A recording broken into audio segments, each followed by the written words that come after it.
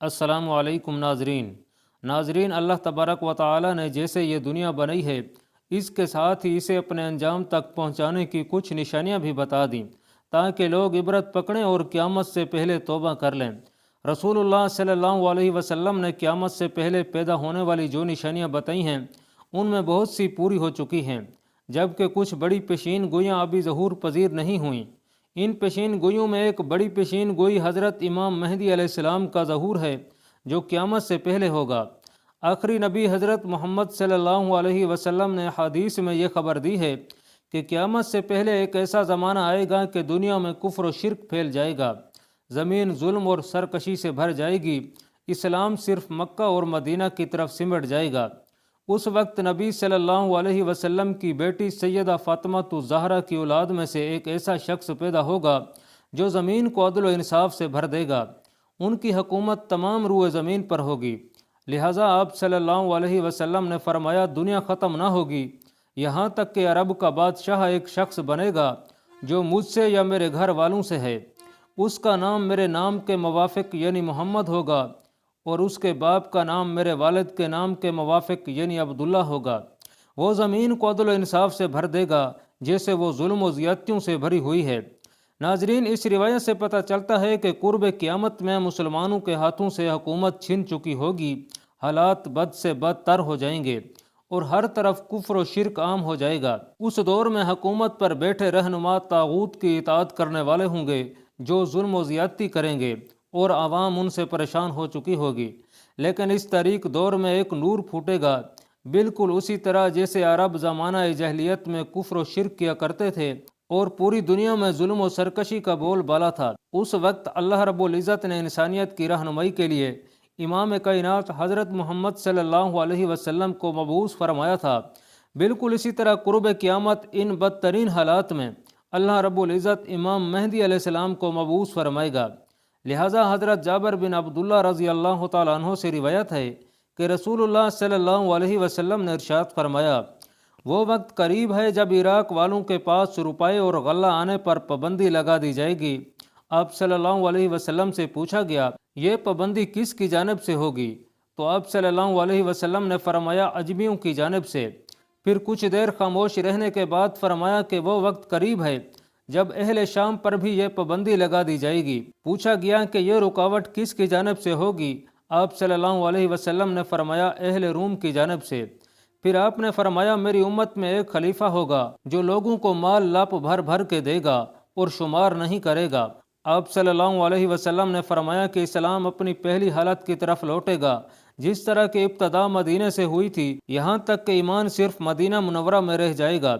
ناظرین، اس روایت سے معلوم ہوتا ہے کہ امام مہدی علیہ السلام کے ظہور سے قبل مسلمانوں کی مالی حالت بھی بہت زیادہ خراب ہو چکی ہوگی اور لوگوں کی طرف سے اہل اسلام کو شدید نقصان پہنچایا جائے گا، حتیٰ کہ لوگ کھانا کھانے کے لیے محتاج ہو چکے ہوں گے۔ امام مہدی علیہ السلام کا ظہور کیسے ہوگا؟ اس کے متعلق مستدرک الحاکم کے اندر ایک روایت ملتی ہے کہ رسول اللہ صلی اللہ علیہ وسلم نے ارشاد فرمایا، ذی قعدہ کے مہینے میں قبائل کے درمیان میں کشمکش اور معاہدہ شکنی ہوگی، لہٰذا حاجیوں کو لوٹا جائے گا اور مینا میں جنگ ہوگی، بہت زیادہ قتل عام اور خون خرابہ ہوگا، یہاں تک کہ عقبہ جمرہ پر بھی خون بہہ رہا ہوگا۔ نوبت یہاں تک آئے گی کہ حرم والا یعنی امام مہدی علیہ السلام بھی وہاں سے چلے جائیں گے اور بھاگ کر وہ رکن اور مقام ابراہیم کے درمیان میں آئیں گے اور ان کے ہاتھ پر بیعت کی جائے گی۔ اگرچہ امام مہدی علیہ السلام اس کو پسند نہیں کریں گے، بیعت کرنے والوں کی تعداد اہل بدر کے برابر ہوگی۔ ان بیعت کرنے والوں میں سے زمین اور آسمان والے خوش ہو جائیں گے جب لوگ بھاگے بھاگے امام مہدی علیہ السلام کے پاس آئیں گے، تو اس وقت مہدی علیہ السلام کعبہ سے لپٹے ہوئے رو رہے ہوں گے۔ چنانچہ لوگ مہدی علیہ السلام سے کہیں گے کہ آئیے ہم آپ کے ہاتھ پر بیعت کرتے ہیں۔ امام مہدی علیہ السلام کہیں گے کہ افسوس، تم کتنے ہی معاہدوں کو توڑ چکے ہو اور کس قدر خون خرابہ کر چکے ہو۔ اس کے بعد نہ چاہتے ہوئے بھی وہ بیعت کریں گے۔ پھر آپ صلی اللہ علیہ وسلم نے فرمایا، اے لوگو، جب تم انہیں پالو تو ان کے ہاتھ پر بیعت کر لینا، کیونکہ وہ دنیا میں بھی مہدی ہیں اور آسمان میں بھی مہدی ہیں۔ لہٰذا امام زمانہ مہدی علیہ السلام کو لوگ ان نشانیوں سے پہچان لیں گے اور ان کے ہاتھوں پر بیعت کریں گے۔ آپ امت کے رہنما ثابت ہوں گے۔ ناظرین، دراصل امام مہدی علیہ السلام کے ظہور سے قبل ہی کچھ نشانیاں پوری ہو چکی ہوں گی، جیسے دجال کا خروج، سورج کا مغرب سے طلوع ہونا، مشرق سے ایک عظیم آگ کا نکلنا ہے، جن کی پیشین گویاں حضرت محمد صلی اللہ علیہ وسلم نے حدیث مبارکہ میں کی ہیں۔